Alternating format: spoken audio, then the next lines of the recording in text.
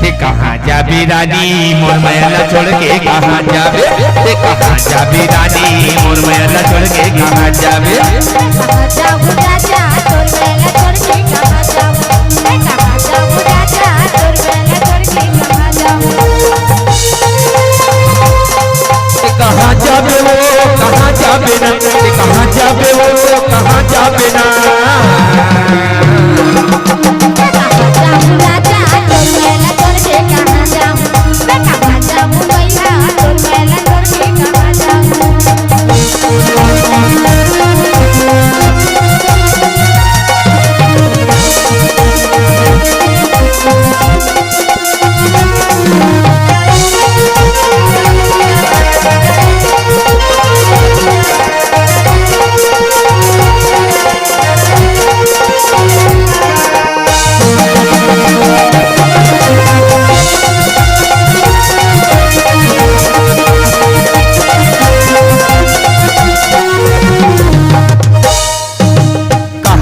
खाली खाली पैसा के पिया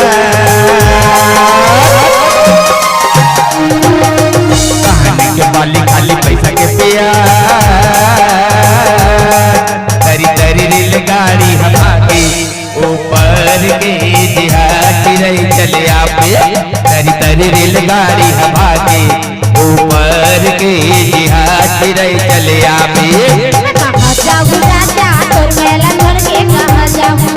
कहाँ जाऊँ भैया तोर मैला छोड़ के कहाँ जाऊँ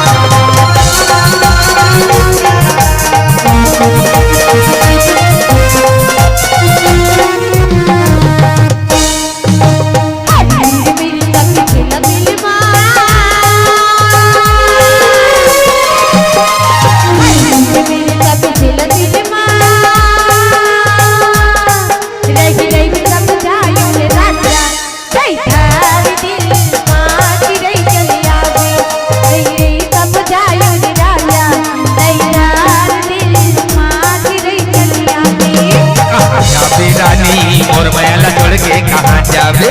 कहाँ जाबे रानी मोर मैला छोड़ के कहाँ जाबे ते कहाँ जाबे वो कहाँ जाबे ना कहाँ जाबे वो कहाँ जाबे ना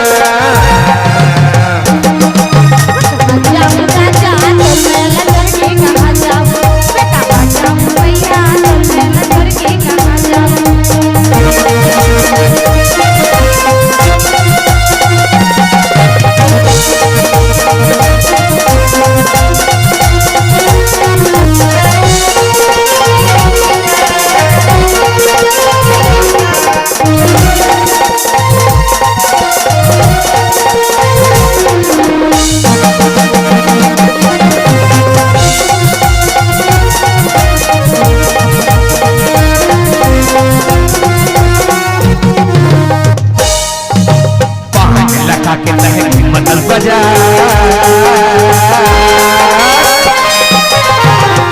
लखा के तहत मदल बजा तोर चेहरा देख के सालू हो के दीवाना कहती रही चले आपे तोर चेहरा देख के सालू हो के दीवाना कहती रही चले आपे